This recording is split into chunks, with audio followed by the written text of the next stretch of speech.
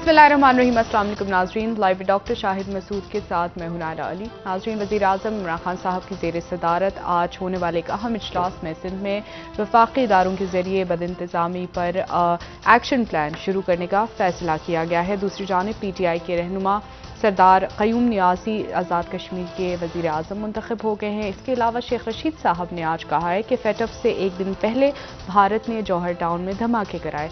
इस समय दिन भर जो अहम मौज़ूआत रहे उन पर बात करेंगे। हमारे साथ स्टूडियो में मौजूद हैं डॉक्टर शाहिद मसूद। अस्सलाम वालेकुम डॉक्टर साहब। वालेकुम जी, आपको डॉक्टर साहब, शेख रशीद साहब आज कह रहे हैं कि खित्ते की सियासत नया रुख इख्तियार करने जा रही है और वज़ीर आज़म साहब का इसमें बड़ा अहम किरदार होगा। आप इस बयान के हवाले से क्या कहेंगे? शेख रशीद साहब भी इसकी वजाहत करेंगे, क्योंकि हालात तो कशीदा हैं खित्ते के और कशीदगी बढ़ रही है और ज़ाहिर है कि पाकिस्तान का उसमें अहम किरदार है, इमरान खान साहब का अहम किरदार है। लेकिन वो किस अंदाज में होगा ये अभी वाज़ेह नहीं, क्योंकि अगर तो हमारे national security adviser doctor Moeed Yusuf sahab ने उनसे मसूब जो बयान आया है कि उन्होंने पाकिस्तान का केस वहाँ पे रखा सामने अमेरिका में, और साथ ही फिर एक बात उनसे ये मंसूब हुई कि उन्होंने कहा कि पाकिस्तान के पास और भी ऑप्शंस हैं, क्योंकि प्रेसिडेंट बाइडेन ने अभी तक पाकिस्तान के वज़ीर आज़म इमरान खान साहब से बात नहीं की। तो जवाब में फिर जो खबर है वो ये कि अमरीकी हुकाम ने कहा कि वक्त आएगा तो बात कर लेंगे। लेकिन ये बात जो है वो मुईद यूसुफ साहब को करनी नहीं चाहिए थी मेरे अंदाजे के मुताबिक, क्योंकि खित्ता है और पाकिस्तान है, रियासत है। अब उसमें जो है वो ये बात किस अंदाज में हुई, क्या उन्होंने शिकवा किया, क्या उन्होंने मेंशन किया, इंडिकेट की कैसे किया, मुईद यूसुफ साहब की तरफ से इसकी वजाहत आनी थोड़ी सी, या वजारत खारजा की तरफ से आनी ज़रूरी थी। कोई इतना कोई माजरत ख्वाना रवैया अख्तियार करने की तो ज़रूरत ही नहीं है। वहाँ पे जाके आप कहें कि जी वो हमारे पास और भी ऑप्शंस हैं। पाकिस्तान के पास और ऑप्शंस बिल्कुल हैं, लेकिन मुईद यूसुफ साहब तो चूँकि वहीं ज़्यादा मुकीम रहे हैं, तो वो अगर उन्होंने बात करनी भी थी तो फिर वो किस अंदाज में हुई, किस डिप्लोमेट से हुई या नेशनल सिक्योरिटी एडवाइज़र से, उसकी वजाहत आनी ज़रूरी है। क्योंकि अगर कोई फ़ोन नहीं कर रहा या फ़ोन कहीं से नहीं आ रहा तो उसको ये बात देखी तो जा रही है कि इमरान खान साहब का फ़ोन नहीं आया, लेकिन उसको मेंशन करने की अभी फिर ये बात आगे से कि जी अमेरिका को कहा कि जी एब्सोल्युटली नॉट, तो फलाना, ये अफगानिस्तान में आपकी वो ख़राब हो गई, ये बातें साइड पे रख दें। अमेरिका के खुद अंदर जो है इस वक्त वहाँ पे इंतहाई तनकीद हो रही है बहुत से, सारा ही अमेरिका इस बात पे मानता है कि वो हमारी स्ट्रेटजी गलत थी अफगानिस्तान की। तो ऐसी कौन सी अनोखी बात कर ली, वो तो हामिद करज़ई भी गालियाँ दे रहा है, तो उधर से वो हर शख्स कह रहा है कि जी आपकी क्या स्ट्रेटजी थी 20 साल में।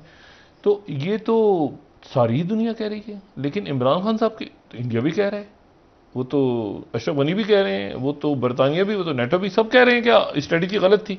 तो ये कहना कि स्ट्रेटजी गलत थी इसलिए फ़ोन नहीं कर रहे, तो ये तो कोई बात जो है वो, और ये तो मुशर्रफ साहब के वक्त से बात चली आ रही है कि मुशर्रफ साहब के वक्त से कि अमेरिका की स्ट्रेटजी अफगानिस्तान में ठीक नहीं है। फिर जब पीपल्स पार्टी की हुकूमत आई उन्होंने भी कहा कि ठीक नहीं है, लेकिन नवाज शरीफ साहब की हुकूमत आई उन्होंने भी कहा ठीक नहीं है अमेरिका की स्ट्रेटजी।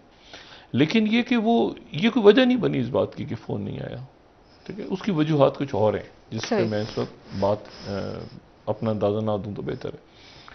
और दूसरी जो बात है वो ये है कि वो इसको देखिए, पाकिस्तान का आने वाले दिनों में बड़ा ये जो भी जंगें और हालात आसपास बन रहे हैं इसमें, यहाँ पर पाकिस्तान का तो एक बहुत बड़ा किरदार है बिलाशुबा।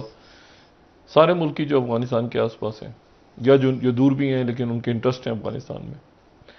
और कल इसके खदोखाल मज़ीद वाज़ेह होंगे, क्योंकि कल जो है वो ईरान के नए सदर अपने ओहदे का हल्फ उठाएंगे, इब्राहिम रईसी साहब।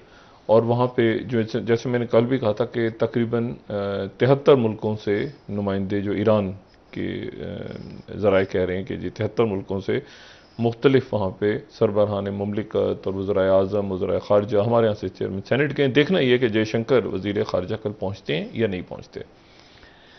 लेकिन इसी दौरान अब काबुल के अंदर कल जो है वज़ीर दिफा की रिहाइश गाह पे, उनके दफ्तर पे हमला हुआ और उसके नतीजे में 8 लोग वहाँ पे मारे गए। जी। फिर उसके बाद जो है वो वहाँ पे जो बहुत बड़ी तादाद में लोग बाहर निकले अल्लाह अकबर का नारा लगाते हुए। उन्होंने कहा कि जी तालिबान के ख़िलाफ़, यानी वो जो लोग थे वो एक, हमने क्लिप्स वगैरह देखे उनके आते हुए। और फिर जो है वो बात ये है सारी कि अमेरिका जो है वो इसको अगर तालिबान के साथ नहीं है तो अशरफ गनी हुकूमत के साथ भी नहीं है, सिर्फ इसलिए है कि वो वहाँ बैठे हुए हैं। और न्यूयॉर्क टाइम्स का आज अगर आप सिर्फ देख लें तो उससे अंदाजा हो जाएगा कि air strikes, US air strikes in Afghanistan could be a sign of what comes next. अच्छा, यहां तक तो ठीक है। आगे क्या कह रहे हैं? American forces have stepped up a bombing campaign. ठीक है, बमबारी ज्यादा कर दी है। But the White House and Pentagon insist these are the final days of combat support. इसके बाद हम फजाई मदद बंद कर देंगे अगले चंद दिनों में अफगानिस्तान की फौज के और उनकी हुकूमत के। पेंटागन और व्हाइट हाउस ने यह कहा है कि अब तेजी आएगी लेकिन हम बंद कर देंगे। तो बंद कब से करेंगे? वो 31 अगस्त की उन्होंने डेट रखी हुई है, तो 31 अगस्त तक वो उसको बंद कर देंगे। अच्छा, अब एक तो बात ये हो गई। दूसरी जो बात है वो ये है कि इनका जो अलामिया आया है ना चाइना का और इंडिया का, इंडिया ने अपने 4 जहाज जो हैं वो भेज दिए हैं साउथ चाइना सी में, जो कि मेरा ख्याल है कि एक अजब सी पॉलिसी है। क्योंकि इंडिया के जो इश्यूज हैं, इंडिया हमारा पड़ोसी और ये एक चेन चलती है ना, पूरे एक से दूसरे का सिलसिला। दूसरा उज़्बेकिस्तान में कुछ हो रहा है तो पाकिस्तान मुतासर हो रहा है, तो पाकिस्तान में कुछ हो रहा है, इंडिया तो बांग्लादेश, पूरा एक ही खत्ता है। बल्कि मैं तो उसको बहुत एक बड़ा थ्रेट बना के हमेशा डिस्कस करता हूँ कि कहीं पर भी दुनिया में वाक़या होता है तो पाकिस्तान पर उसका असर पड़ता है। तो साउथ चाइना सी में जो जहाज़ भेजे हैं, इशू ये है कि इन्होंने जाहिर है कि एक वो बात कर ली है जिससे ये इनकार कर रहे थे, यानी कि ये कोई अस्करी इत्तेहाद है, क्वाड। अच्छा, ये बात तो सेक्रेटरी ब्लिंकन ने भी नहीं की थी। उन्होंने कहा था कि मिलिट्री लाइंस पे ये नहीं बना। लेकिन फिर इंडिया ने क्यों भेज दिया? क्यों? इंडिया का क्या मामला है वहाँ पे साउथ चाइना सी में? मेरा ख्याल है कि जो मैंने कल भी बात की थी कि प्राइम मिनिस्टर मोदी को इस पर इत्तेमाद में लेना चाहिए था लोगों को कि हम चीन के साथ लड़ने जा रहे हैं प्रॉपर, तो आप सब तैयार हैं।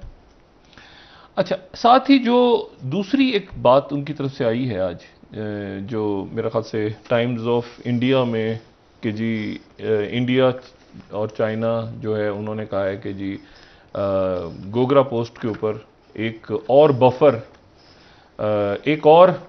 जो है जोन बना देंगे। अच्छा, ये बफर जोन जो है ये इंडिया अपनी जमीन पे बनाता जा रहा है। अब लोगों को नहीं बता रहे। चाइना से बात, उनसे जिससे बात होती है, चाहे चाइना से हो, रशिया से हो, मिडिल ईस्ट में मीडिया से जिससे बात करें, वो कहते हैं कि जी ये तो अपनी, यानी चाइना जो है वो, जो इन्होंने खुद लफ्ज निकाला हुआ है कि सेमी स्लाइसिंग, ठीक है ना, वो स्लाइसिंग करते करते करते करते चाइना आ गया। अब यानी 2 फौजें आई और फिर जो बफर जोन बन गया कि आसपास नहीं आना, वो इंडिया की सरहद पे बन गया। फिर वो फौज आगे आ गई, फिर बफर जोन बन गया, फिर वो इंडिया की सरहद पे बन गया। तो चाइना बढ़ता चला जा रहा है और ये पिछड़ते जा रहे हैं। बात इन्होंने करनी थी डेमचौक की, बात इन्होंने करनी थी पेंगोंग सू की, बात करनी थी इन्होंने डेस्पेंग प्लान्स की, लेकिन उसके बजाय जो है वो बात हो गई और वो ये हुई कि गोगरा पोस्ट के ऊपर भी बफर जोन बन गया। जहां जाए तो वहां बफर जोन बन रहा है चाइना के साथ। चाइना जो है, देखिए बात यह है कि 4000 साल पुरानी तहजीब है, 4000 साल पुरानी डॉक्यूमेंटेड तहजीब। और अगर आप चाइना को देखें तो चाइना जो है वो उसके दरमियान में आपको एक नॉर्दर्न प्लेन नजर आएगा। जिसको नॉर्दर्न चाइना प्लेन कहते हैं या जिसको सेंट्रल प्लेन भी कह देते हैं। यानी प्लेन से मुराद ये है कि मैदानी चाइना जो है ये मैदान है, दरमियान में एक मैदान है, बहुत बड़ा मैदानी इलाका है, ठीक है, मैदान। अच्छा, और इस मैदानी इलाका जो है, इस मैदानी इलाके में ही ये हजारों साल पहले जो है वो जाहिर है कि येंजी दरिया मशरिक से बहता हुआ आता है और मगरिब में गिर जाता है, और उसके ऊपर फिर येलो रिवर, वो भी तिब्बत से बहता हुआ आता है। यानी वो ये दरिया ऐसे नहीं बह रहे बल्कि ऐसे बह रहे हैं सीधे, ठीक है ना। तो ये मशरिक से मगरिब वो ईस्ट चाइना सी में गिर गया, और ये जो है ये साउथ चाइना सी में समुद्र में गिरा, और फिर वो समुद्र आगे कनेक्टेड है। अच्छा, तो बात यह है कि 4000 साल पहले यहाँ पे इंसान आके आबाद हो। ये जो प्लेन है ना, जिसको हम कहते हैं कि ये मैदान है, पूरा मैदानी इलाका, इसको हार्टलैंड भी कह सकते हैं। हार्टलैंड यानी चाइना का मरकज, चाइना का बिल्कुल मरकजी इलाका। और यहाँ पर जाहिर है कि गुंजान आबादी, दरियाओं के किनारे ही हमेशा इंसान आबाद हुआ। तो यहाँ चावल और सोयाबीन की काश्त हज़ारों साल पहले से हमें नज़र आती है। और ये जो है यहाँ पर फिर हैन आबादी जो है, हैन आबादी वो यहाँ पे हमको जन्म लेती नज़र आती है 4000 साल पहले। और फिर उनकी शुरू में तो आपस में लड़ाइयाँ वगैरह होती हैं हैंस की, लेकिन फिर उसके बाद ये होता है कि वो अपने और आज भी 90% आबादी जो है चाइना में वो हैन पॉपुलेशन। सही, ठीक। अच्छा, और यानी मैंडेरियन और कैंटोनीज ज़बानें, ये ज़बानें सारी बहुत सारी ज़बानें बोलते हैं, लेकिन फ़र्क है, लिखने में तो एक ही है लेकिन बोलने में फ़र्क है इन ज़बानों। अच्छा। मैंडेरियन, कैंटोनी। अच्छा, अब मसला ये है कि ये जो यानी सिलसिला इस तरह से बना कि वो जो मैदानी इलाका है, उस मैदानी इलाके में, और हमेशा आपको पता है कि जो भी मुल्क, जिन मुल्कों में दरिया बहते हैं तो दरिया के किनारे लोग आबाद हो जाते हैं। दरिया सिंध के किनारे हो गए, दरिया चनाब के किनारे हो गए, गंगा के किनारे हो गए, मिस्र में दरिया नील के किनारे हो गए, ठीक है ना, दरिया के किनारे हो गए, या फिर साहिल के करीब होते हैं, ठीक है ना। आपको हमेशा साहिल के करीब आबादियां मिलती हैं। कराची अब शहर आबाद हो गया साहिल के करीब, क्योंकि वहां से फिर तिजारत हो रही होती है, ठीक है। तो ये दुनिया में इस तरह से अमूमन आबादियां बसती हैं। ज़राअत होती है जहाँ पे जाहिर है कि समंदर के किनारे तो नहीं, लेकिन दरिया आ रहे हो तो फिर वहाँ पे मीठा पानी होता है, तो ज़राअत के लिए मीठा पानी इस्तेमाल होता है। समंदर के पानी में तो ज़राअत नहीं हो सकती। तो बहरहाल, अच्छा, अब ये मसला ये है कि ये यहाँ से इस तरह से चाइना जो है वो फिर डेवलप होना शुरू हुआ। और उसके बाद फिर चाइना में, अगर आप नक्शा चाइना का देखें, ये हमारी टीम दिखाए, तो मैं दो बातें फिर करके उसके बाद फिर ज़रा पाकिस्तान की तरफ आ जाता हूँ। लेकिन अगर हम चाइना का नक्शा देखें तो हमें ऊपर की तरफ तो हमें नजर, इसको जरा बड़ा कर दीजिए, कोई एक जरा अच्छा सा मैप दिखाएं चाइना का प्लीज अगर हो तो। अच्छा, हमें ऊपर तो शुमाल में तो मंगोलिया है ना, तो मंगोलिया है और बड़ा महफूज है। इसको जरा बड़ा कीजिए जी। मंगोलिया है तो ये महफूज है क्योंकि सहरा गोबी है, वो सहरा गोबी जहाँ पे मंगोल होते थे एक जमाने में, और चंगेज खान, और ये बहुत बड़ा सहरा।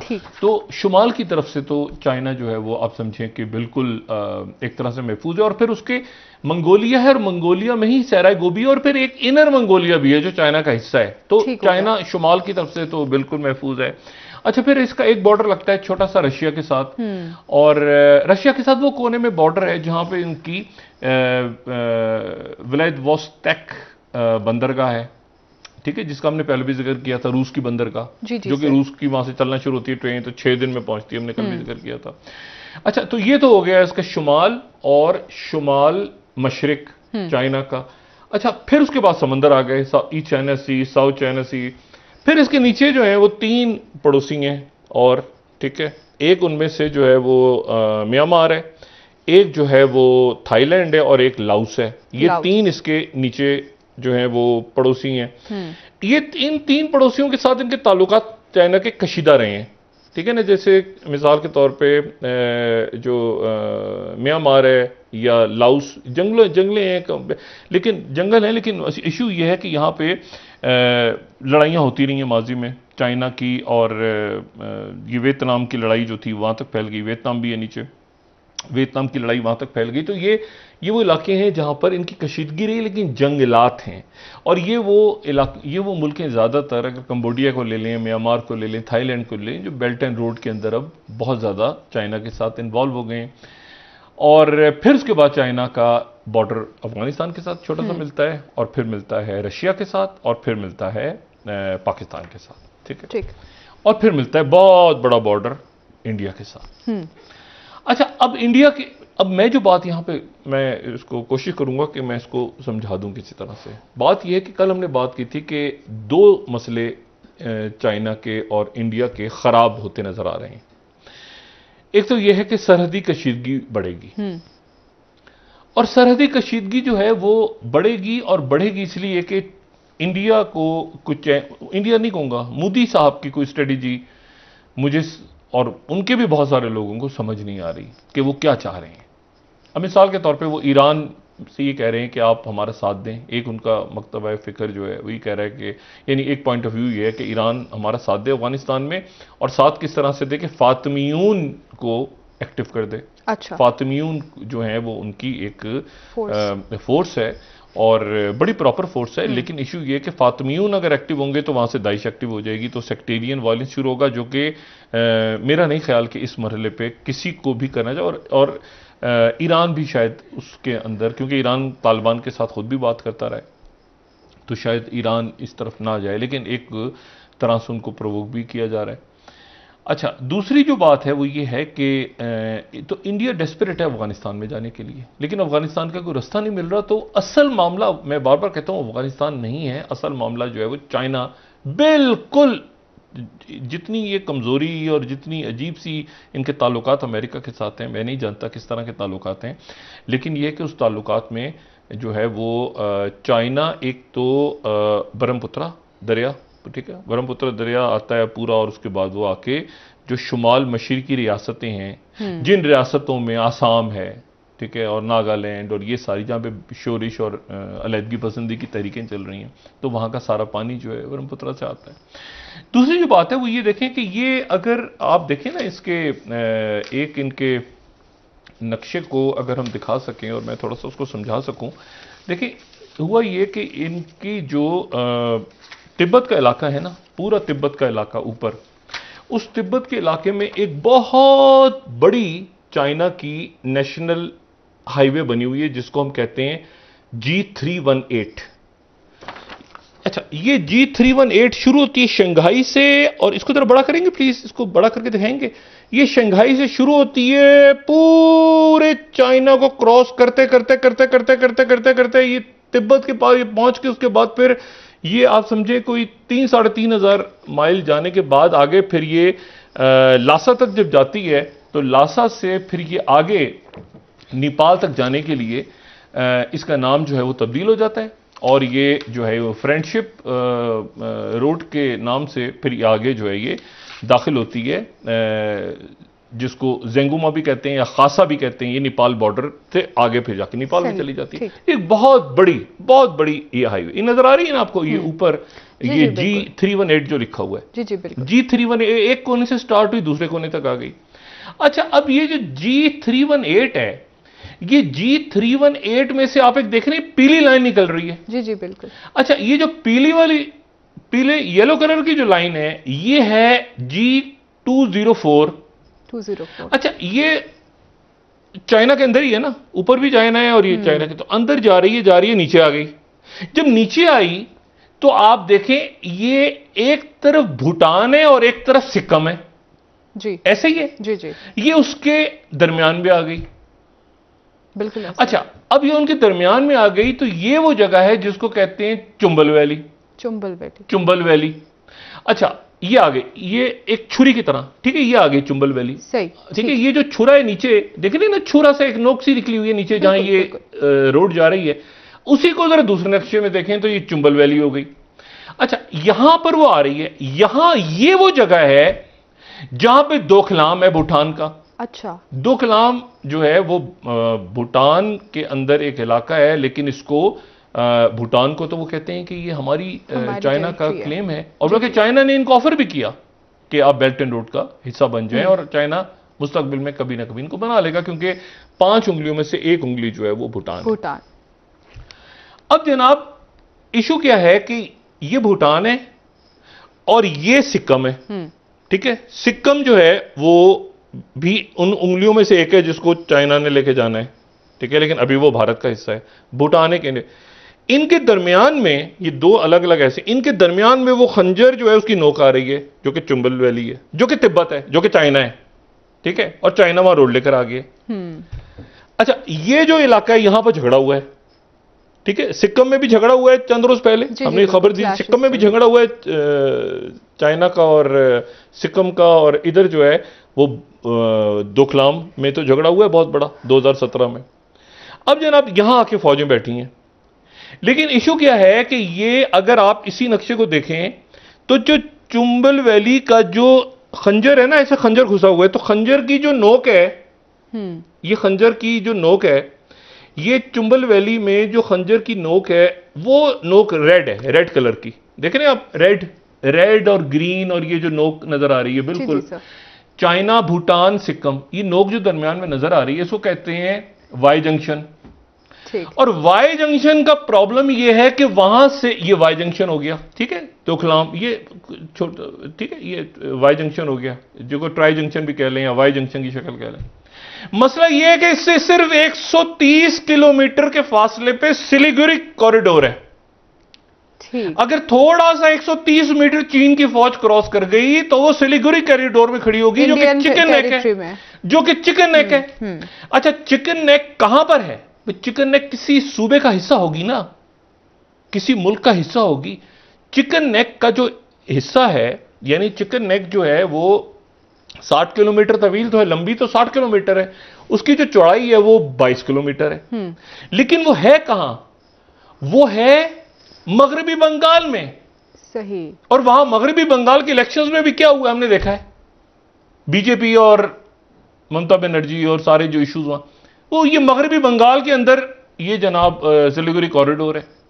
अच्छा, सिलीगुड़ी कॉरिडोर के तक अगर चाइना पहुंच जाता है और इसको नेक को प्रेस कर देता है, या मगरबी बंगाल के अंदर खुद ऐसी टेंडेंसीज हैं, ये मैं बात रिपीट कर रहा हूं जी सर, बात मगरबी बंगाल में कम्युनिस्ट और जो चाइना, प्रो चाइना बहुत बड़ी तादाद में, जहां गुर्बत होती है ना, जिन माशरों में गुर्बत और इस्तेसाल, वहां खुद ब खुद ये कम्युनिज्म और सोशलिज्म के जो ख्यालात हैं वो जन्म लेते हैं। तो वहां पे बहुत बड़ी तादाद में मगरबी बंगाल में, और मगरबी बंगाल में सिलीगुड़ी कॉरिडोर है। अब मगरबी बंगाल वालों ने किसी जगह पर वो इधर से ऊपर पुश किया और चाइना इधर से आया, इधर से ये आए, तो चिकन नेक बंद हुई। चिकन नेक बंद होने का मतलब है कि नॉर्थ ईस्टर्न 8 रियासतें अपनी मर्जी से, क्योंकि पानी उनका ब्रह्मपुत्र दरिया, एक तो पानी उनका सारा चाइना के पास, दूसरा यह कि उनके आपस में आसाम और नागालैंड के अंदर, और नागालैंड और मिजोरम के दरमियान, और मिजोरम और बाकी जो तो बात यह है कि उन रियासतों के दरमियान जो सूरत हाल है, और फिर मरकज, ये सारी मिलकर फिर मरकज यानी दिल्ली ने जो उनके साथ सूरत हाल की, खासतौर पर मोदी सरकार में, दरमियान में हालात बेहतर हो गए थे, लेकिन मोदी सरकार के दौर में खासतौर पे जब अमित शाह और ये उधर गए और गोलियां चल गई और सरहदें और सैटेलाइट पिक्चर से देख रहे, तो इसका मतलब यह है कि एक तरह से वो पूरी की पूरी जो नॉर्थ ईस्टर्न स्टेट्स हैं, वो तो आप समझें कि इस वक्त बिल्कुल अलहदगी के दाने पे खड़ी हैं। ये सिलीगुड़ी कॉरिडोर है ना, मैंने कहा इसके बिल्कुल यहां पर वो पहुंच गए हैं, चाइना बैठा हुआ है, अपनी पूरी की पूरी वो रोड लेकर आ गए नीचे, जो हमने रोड भी दिखाई हुई है, ठीक है जी, 318 से वो नीचे लेकर आ गए, और उसके साथ ही वो इतना बड़ा उन्होंने रोड बिल्ड किया है, और 204 और वो उसको लेकर आ गए नीचे तक। अच्छा, उनका इलाका है, वहां कौन रोक सकता है भाई? उनके इलाके में चंबल वैली उनका इलाका है, तो उसको कैसे आप रोड रोकेंगे? और 130 किलोमीटर दूर सिर्फ सिलीगुड़ी कॉरिडोर, और सिलीगुड़ी कॉरिडोर मगरबी बंगाल में है, जो कि मशरकी बंगाल में, जो कि जहां पर वो एक अलहदगी पसंद तहरीकें यहां से, ये इशू है इंडिया का इशू लद्दाख भी नहीं है। अगर आप मुझसे पूछेंगे ना कि लद्दाख में जहां उनकी लड़ाई हो रही है, और ये सारा जहां पे पेंगोंग सू है और ये हॉट स्प्रिंग्स हैं, और ये, तो मैं कहूंगा कि शायद लद्दाख से ज्यादा संगीन हालात जो हैं वो इनके भूटान और सिक्किम के दरमियान जो चुबन वैली है, जो कि चीन की है। यानी तो आप सोचें ना कि दो रियासतों के बीच में चीन आ गया और वो दरमियान में आया हुआ है, और उसके थोड़ा सी दूर जो है वो सिलीगुड़ी कॉरिडोर, ये वो इसकी फिक्र करनी है। अच्छा, उधर जो इन्होंने उस तरफ अगर आप चले जाएं तो तवांग का इलाका है, यानी आप अगर भूटान के इधर चले जाएं इधर, तो अरुणाचल प्रदेश के अंदर तवांग के अंदर इन्होंने अपनी फौज की पोस्ट बनाई हुई है। लेकिन मसला है वो तो अरुणाचल प्रदेश है, और मैं आपको बताऊं, इनका चाइना ने एक मैप बनाया था कुछ अर्से पहले। चाइना का मैप सामने आया था जिसमें चाइना ने कहा था, ये मैप है, जिसमें उन्होंने मैप दिखाए थे और उन्होंने कहा था अरुणाचल प्रदेश तो इंडिया का हिस्सा ही नहीं था। फिर बड़ा हंगामा, शोर शराबा। गूगल में, ये मैं आपको दिखा रहा हूं, गूगल चाइना के अंदर जो है वो अरुणाचल प्रदेश उनका हिस्सा नहीं था। ये वो इश्यूज हैं जो इंडिया के इश्यूज हैं। अच्छा, इंडिया उन इश्यूज को छोड़ के अब जा रहा है आप क्वाड के अंदर, इन्होंने अपने 4 जहाज भेज दिए। 7 अफगानिस्तान के अंदर अमेरिका आज इस वक्त तक अशरफ गनी हुकूमत और तालिबान दोनों के साथ खेल रहा है, दोनों के साथ रास्ते में खेल क्या रहा है, दोनों के साथ ही, मतलब दोनों की तरफ ही है, क्योंकि तालिबान मतलब इस तरह निकलता नहीं, वो कह रहे हैं कि हम कम्बैट खत्म कर देंगे मिशन चंद दिनों में। चंद दिनों में हम खत्म कर देंगे, बड़ा प्रेशर है, ये वो खत्म कर देंगे, हम यहां से निकल जाएंगे हम। लेकिन जाने से पहले वो क्या टैपटास करके जाते हैं पूरे खत्ते को, वो अलग चीज है। लेकिन वो कहते हैं हम यहां से निकल जाएंगे। पाकिस्तान भी दोनों के साथ है, हम है ना। अशरफ गनी नहीं, अशरफ गनी गवर्नमेंट के साथ हैं, उनके सफीर यहाँ पर क्या बता, हम नहीं है कि अफगान हुकूमत के साथ। हमारे वजीर खारजा ने उनसे बात की और हम चाहते हैं कि एक पॉलिटिकल सेटलमेंट हो। अच्छा, उसके बाद चाइना हुकूमत के साथ भी है और तालिबान और सारी पार्टीज के साथ है। पाकिस्तान उनके साथ भी है, हुकूमत के साथ भी है, बाकी पार्टीज के साथ भी है, और इंडिया भी सबके साथ। मसला यह है कि यह मामला इन्होंने छोड़ दिया है। मैं जैसे पहले भी, कल भी मैंने बात की थी, आज दोबारा कर रहा हूं कि चाइना आगे, बिल्कुल चाइना, साउथ चाइना सी में क्या हुआ है, साउथ चाइना सी में क्या हुआ है, साउथ चाइना सी में चाइना आगे, उनके जिसके डिस्प्यूट्स हैं कई मुल्कों के साथ, फिलीपीन के साथ, उनके ताइवान के साथ, उनके जापान के साथ, कई जजायर के ऊपर। ये तो मैंने सरहदी बाउंड्री बताई थी ना। लेकिन वो चाइना का है यही कि वो वहां पर फिर जो इलाका उनका होता है, वो उस इलाके में वहां पर कोई जजीरा या कोई चीज अपनी खड़ी करते हैं, इंफ्रास्ट्रक्चर बनाते हैं और फिर उनका इलाका हो जाता है। तो बात यह है कि इसी तरह से ये सेमी स्लाइसिंग करते यहां पर आगे और ये इंडिया को ये सोचना है कि क्या उन्होंने चीन से ताल्लुकात अच्छे रखने हैं या लड़ाई लड़नी है। और अफगानिस्तान से दूर हटना है, क्योंकि अफगानिस्तान में जगह नहीं बन रही। क्वाड है जिसमें उन्होंने अगर जाना है तो क्वाड में जाए, सोच समझ के जाए, क्योंकि वो क्वाड है जिस क्वाड को रूस जो है वो पसंद नहीं करता। हमारे यहां से, पाकिस्तान से कुछ सियाने ऐसे हैं जिन्होंने, आपको पता है ना, तुर्की नहीं आ रहा काबुल, तालिबान ने कहा है कि काबुल की सिक्योरिटी के लिए। हमारे यहां से कुछ सियाने ऐसे हैं हुकूमत में जिन्होंने शायद जाके तैयब एर्दोगान को किसी को कह दिया था, फिक्र ना करें आप, पाकिस्तान तुर्की, हाँ दोस्त आप हैं ना हमारे साथ, हम आपके साथ हैं, तुर्की के साथ तो कोई इशू ही नहीं है। तालिबान को कहेंगे पता नहीं वो तो 2 मिनट में आपको देते, तालिबान ने काम तो नहीं देते, रशिया ने कहा, रशिया तो ये पता नहीं कौन कहकर आ गया। मेरी भी किसी थोड़ी देर पहले बात हुई तो वो टर्की के कोई इस दौरे हुकूमत में कहा गया है। हाँ अभी टर्की के अर्तुगरुल गाजी है, टर्की हमारा भाई है, तो टर्की को किसी ने कह दिया जाएगा कि हम आपको यहाँ पे जगह देंगे। तालिबान से पूछा ही नहीं और ना बाकी स्टेक होल्डर से पूछा, तो उन्होंने कहा टर्की को। तो तालिबान,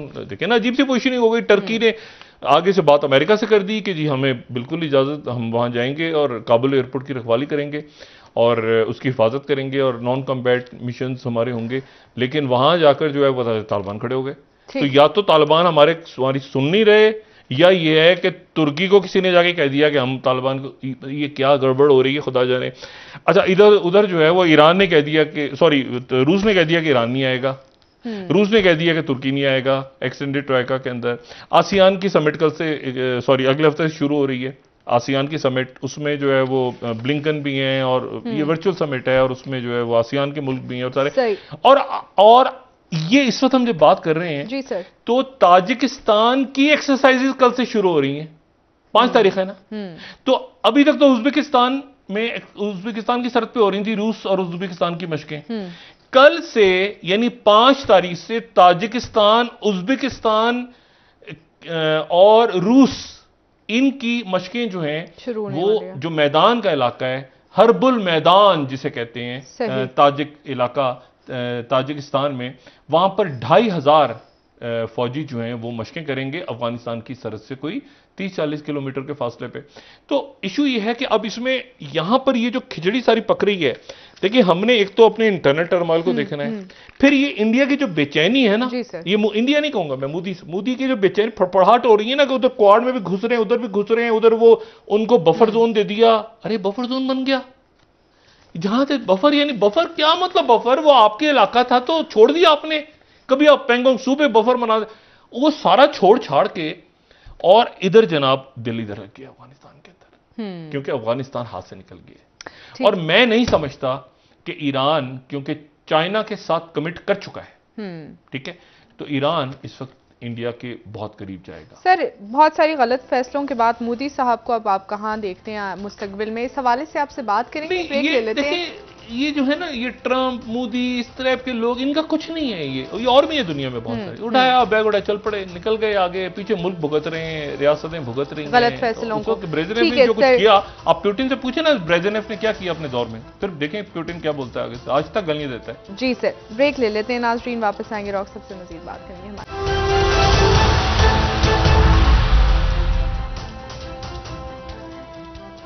वेलकम बैक नाज़रीन। जी डॉक्टर साहब, जो लड़ाई काबुल तक पहुंच चुकी है, इस बात की खबरें अभी तक आ रही हैं, क्या समझ रहे हैं कि इन मामलात के बाद आप देख रहे हैं इस खत्ते में, या जो स्टेक होल्डर्स है वो बैठेंगे और पीस की बात कर सकेंगे? नहीं, अभी तो नहीं, अभी तो बिल्कुल भी नहीं। और उसकी वजह यह है कि यहाँ पर बहुत ज़्यादा इस वक्त लड़ाई हो रही है, और इसको इस लड़ाई के लिए एक माहौल फराहम कर दिया गया है। यानी ऐसा लगता है कि बड़ी ताकतें शायद कुछ चाहती हैं कि जंग हो, और जंग होने के बाद एक ख़ास मरहले तक जंग पहुंच जाए, फिर उसके बाद सीज़ फायर हो।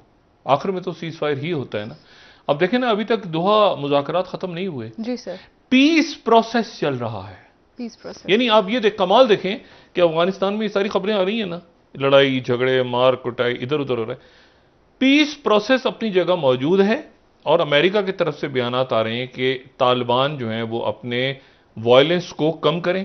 मतलब ये अब देखें ना, ये अभी तुलु न्यूज़ आपको देखें ना, उनकी सिक्योरिटी काउंसिल के वो जो एक 5 तो मुस्तकिल अरकान है, बाकी में जो सदारत होती है वो घूमती रहती है कुछ कुछ अरसे के लिए, तो इस वक्त भारत के पास है। तो वहाँ से उनके जो वज़ीर ख़ारजा उन्होंने जयशंकर को फ़ोन किया कि आप ये इसका इजलास बुला लें।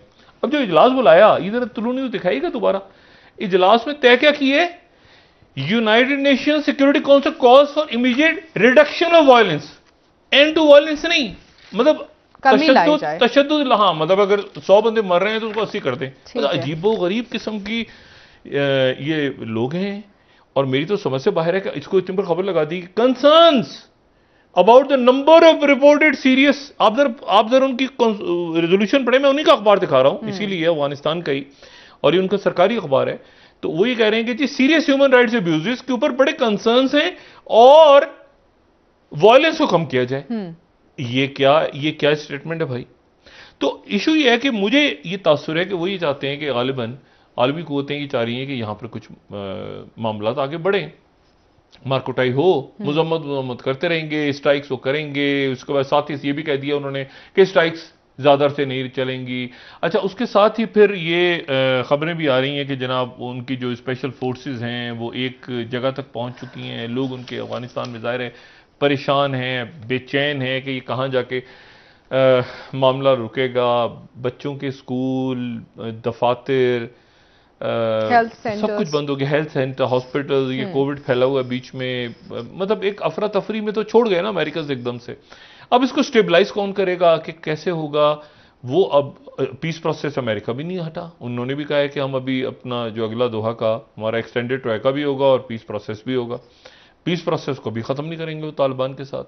अच्छा, और पीस साथ ही जो है वो एक वहाँ पर ये तासुर आना शुरू हो गया कि जी आप यहाँ से, यहाँ आज CNN ने बड़ी खबर लगाई हुई है कि अमेरिका से कहा जा रहा है, वहाँ पे एक तासुर है कि जी वापस दोबारा जो है तालिबान इज एडवांसिंग सवाना, could Biden change his mind on US withdrawal. क्या ज़ेन बाइडेन बदल सकता है अपना कि हम विड्रॉल ना करें। लेकिन फिर नीचे वो लिखते हैं कि बहुत मुश्किल है। मतलब पूरी कहानी ऊपर डाल के मैंने कहा अच्छा ओए रुकने जा रहा है बाइडेन अफगानिस्तान में, लेकिन फिर वो कहते हैं कि बहुत मुश्किल है। उसकी वजह ये है, उसकी वजह हाँ वजूहत, बड़ा जुल्म हो रहा है, बड़ा सितम हो रहा है, बड़े लोग मारे जा रहे हैं, ये हो रहा है, वो हो रहा है, सब कुछ हो रहा है, लेकिन हमने निकलना है। हाँ, विड्रॉल के बाद मारे जा रहे हैं ना। मैं वही कह रहा हूँ ना, हमने जाना है, लेकिन हम क्या करें, हम बड़े मजबूर हैं। लेकिन हम मदद करते रहेंगे, लेकिन हम मदद ज़्यादा कर भी नहीं सकेंगे। मतलब हम रुकना चाहते हैं मगर हम जाना भी चाहते हैं। मतलब एक गुमगू एक होता है ना, अमेरिका तो बैठा रहेगा ना यहाँ पे, तो नहीं जाएगा वो, तो सकिन हो जाए चाइना और रशिया सकिन हो किसी तरह, और एक और एम्पायर जो ग्रेवयार्ड ऑफ एम्पायर्स में मजीद ग्रेव्स जो है वो बने। लेकिन मसला यह है कि ऐसा होता नजर नहीं आ रहा। उसकी वजह यह है कि ये जो मैंने आपसे कहा ना कि जो वस्ती एशिया के मुल्क हैं, वस्ती एशिया के मुल्क, कल भी बात की थी, आज दोबारा बात कर रहा हूं कि एक तो यह है कि वहां पर रशिया आके बैठ गए, ठीक है, उज्बेकिस्तान ताजिकिस्तान में उनकी फौजें आ गई हैं। बाकी जो मुल्क हैं, ये बात कल भी की थी, दोबारा कर रहा हूं कि वहां पे जो पानी के इश्यूज हैं, फरगाना वैली के अंदर जो पानी के आपस में लड़ाइयां, और जाहिर है कि वहां पे पानी एक ऐसा इशू है क्लाइमेट चेंजेस की वजह से, जिसके ऊपर मुख्तलिफ मुल्कों में झड़पें हुई। जब तक सोवियत यूनियन के साथ थे तो वो साथ थे, लेकिन आपस में अब वो, अगर आप ये समझेंगे सारे मुल्कों के ताल्लुकात आपस में बहुत अच्छे हैं, तो आपस में अच्छे नहीं हैं, ठीक है ना। वरना सारे स्तान के जितने नामों के साथ स्तान आ रहा है, तो पाकिस्तान और अफगानिस्तान के ताल्लुकात भी बहुत अच्छे होने चाहिए, तो जरूरी नहीं कि सबके अच्छे हों। तो ये है, तो सारे स्तान इनके नाम के साथ आता है, लेकिन इनके ताल्लुकात सबके अच्छे नहीं आपस में। और ताजिकिस्तान और किर्गिस्तान के ताल्लुकात जो हैं, बाकी 3 मुल्क जो हैं, इनके पास पानी ज़्यादा है, उनके पास पानी कम है। ताजिकिस्तान, उज्बेकिस्तान और जो किर्गिस्तान है, तो उनके पास, सॉरी, तुर्कमेनिस्तान जो बिल्कुल कोने में, जो गरीब है सबसे, जो यानी सबसे कम जिनके पास आमदनी वगैरह है, तो यहाँ से पानी ऊपर, मतलब है कि वो नक्शे को देख के मैं हमेशा कहता हूँ, ये ना समझें कि कोई मुल्क अगर नीचे बने हुए हैं तो वो ऊपर, मतलब वो अपस्ट्रीम ही है, क्योंकि पानी उनका ऊपर से, नक्शे पे तो आपको लगेगा कि वो नीचे है, लेकिन पानी असल में ऊपर की रियासतों की तरफ जा रहा है, ठीक है, ऐसे बह रहा है। तो नक्शा फ्लैट तो नहीं होता पेपर पे, वो तो मतलब उतार चढ़ाओ तो आप नक्शे पे रखें ना, 3D नक्शा तो नहीं है ये जो हम देखते हैं। तो इशू ये है कि यहाँ पर रशिया मीडिएट कर रहा है आपस में, और फिर रशिया और चाइना की बड़ी एक्सरसाइजेज होने वाली हैं कमिंग डेज में, और सारी की सारी वेस्टर्न थिएटर और वस्ती एशिया के ऊपर ही हो रही है। तो यहाँ पर चाइना और रशिया डिस्टेबलाइज करने का कोई किसी को ना इजाजत देगा। प्यूटिन के लिए बहुत इंपॉर्टेंट है, प्यूटिन के लिए बहुत इंपॉर्टेंट है कि उसको, प्यूटिन को दोबारा वो सेंट्रल एशियन स्टेट्स, वो कॉकसस की रियासतें, वो बाल्कन की रियासतें, वो मशरिकी यूरोप, जो कि उसको एक जमाने में सोवियत यूनियन का हिस्सा था, जो कि टूट गया, वो दोबारा वहां पे स्फीयर ऑफ इन्फ्लुएंस बढ़ता जा रहा है, और बढ़ा रहे हैं, प्यूटिन पीक तक जा रहा है। ठीक है ना, यूक्रेन के अंदर देखें, नोगो एरिया फायर खोल दिया उसने जहाजों पे, और इसी तरह से बेलारूस के साथ, और इसी तरह से पोलैंड में जरा सी ऊंच नीच हुई, जॉर्जिया में तो उसने चढ़ाई कर दी। तो वो तो किसी सूरत ये अब रशिया यहां से अपना स्फीयर ऑफ इन्फ्लुएंस पीछे नहीं हटेगा। और अफगानिस्तान में मैं आपको सिर्फ एक बात बताऊं, ये जो रियासतें हैं ना, मैं किसी बुनियाद पे बात कर रहा हूं, Arunachal Pradesh, north eastern states, ठीक है, सिक्किम, ये तमाम रियासतें कहीं ना कहीं मुस्तकबिल में कहीं ना कहीं बेल्ट एंड रोड इनिशिएटिव का हिस्सा तस्वुर हो रही है बीजिंग के अंदर। सही, कि ये तिब्बत में तो ऑलरेडी बन रही है ना सड़कें, उनका इलाका, तो तिब्बत में तो सारी काम शुरू हो गया, और पानी और सारा दरिया और इंफ्रास्ट्रक्चर और ये सारा। मैंने कहा भूटान को उन्होंने ऑफर किया था, भूटान ने ना कर दिया, लेकिन अरुणाचल प्रदेश के हवाले से ये जो नीचे रोड्स आ रही हैं, फिर उसके बाद ये सिलीगुड़ी, तो ये सारा का यहां तवज्जो दें। इंडिया के अहबाब से गुजारिश है, मोदी खास तौर पर, कि यहां तवज्जो दें। इलेक्ट्रॉनिक वॉरफेयर, साइबर, वो यहां तक लेकर आ गए हैं, सारा 5G यहां तक लेकर आ गए हैं, अंदर चंबल वैली तक, यहां तक। तो मुझे बताएं कि उसके बाद आप 4 जहाज भेज रहे हैं साउथ चाइना सी, ठीक, और साथ आप कह रहे हैं कि अफगानिस्तान में तालिबान ने नहीं उड़ाया। कल तालिबान वहां पहुंचे, जो सलमा डैम है और उसके आसपास उन्होंने रॉकेट फायर करके फिर खबर चलवा दी कि हमला नाकाम हो गया, ये वो, और उनको तबाह करना भी नहीं चाहिए। जो हॉस्पिटल या जो भी चीज किसी भी, देखें ये अवाम की फलाह के लिए पार्लियामेंट हाउस या बाकी इन चीजों को नहीं करना चाहिए, और मेरे ख्याल से सीज़फायर की तरफ जाना चाहिए, लेकिन शायद अभी जाए ना। ठीक है सर, एक ब्रेक ले लेते हैं नाजरीन, वापस आके डॉक्टर साहब से सियासत पर भी बात करेंगे हमारे साथ।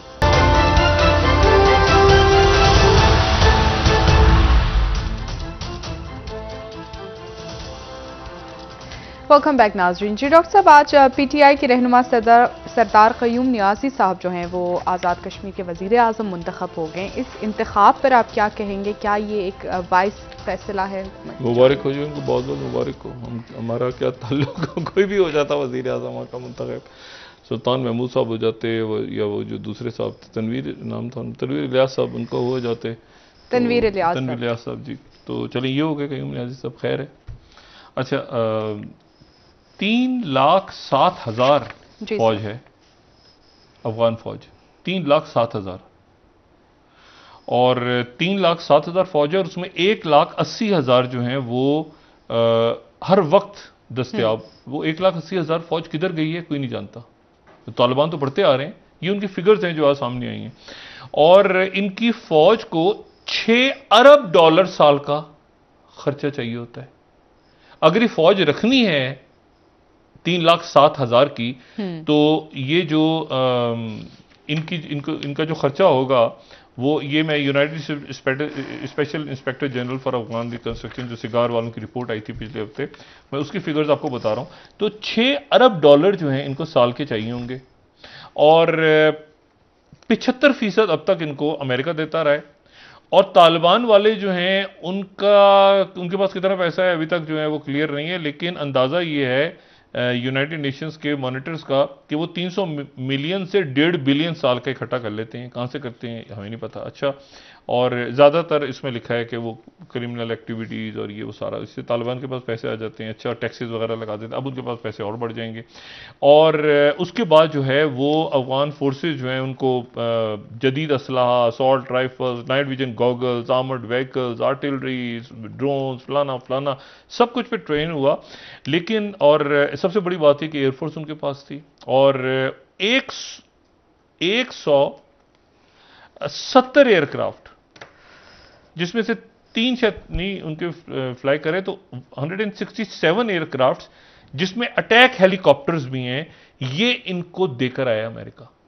167 एयरक्राफ्ट, ठीक है, ये अफगान एयरफोर्स है जो तालिबान के पास तो नहीं है ना। लेकिन वो डर के मारे जहाज में उड़ा रहे कि हमें जो है वो कहीं से तालिबान के पास AK-47 असॉल्ट राइफल्स हैं। मसला ये है कि और सुसाइड बॉम्बिंग और उनके पास IEDs और दूसरे तरीके हैं, और उन्होंने बड़ी तादाद में कब्जा भी करते जा रहे हैं मसले पे। देखिए सवाल ये है कि इतनी सारी फौज और $6 अरब साल के उनकी ट्रेनिंग पे 3,07,000, तो कर क्या रहे हैं? मतलब देखिए, मतलब अमेरिका चला गया तो वतन की दिफा के लिए खड़े हो ना। अच्छा, पहली बात तो ये कि ये वतन की दिफा किया, वो तालिबान भी वहीं किए हैं। मुसीबत है कि खाना जंगी की तरफ चले गए। तो आपस में या तो कोई ना कोई तो ऐसा रास्ता होगा अशरफ गनी और तालिबान क़यादत का जो खुला होगा। मिलते रहे ना दोहा में, जी सर, तालिबान मिलते रहे हैं अफगान हुकूमत के साथ। बहुत शुक्रिया डॉक्टर साहब। तो उनको भी अच्छी तरह पता है कि अमेरिका पीछे हटके इस वक्त देख रहा है और ज्यादा रौला रप्पा पड़ा हुआ है। लेकिन वो इस वक्त जो है वो पीस मुआहदे के तहत ही अफगानिस्तान में जो कुछ हो रहा है वो हो रहा है। अमन मुआहदा अपनी जगह कायम है। हाँ, बहुत शुक्रिया डॉक्टर साहब। नाज़रीन, प्रोग्राम का वक्त खत्म हुआ। कल इंशाल्लाह दोबारा आपसे मुलाकात होगी। मुझे नाइला अली को इजाजत दीजिए। अल्लाह हाफ़िज़। जी डॉक्टर साहब, अपना दोस्तों रिश्तेदारों गुर्दों के लोगों का सब ख्याल रखिएगा। अल्लाह हाफ़िज़।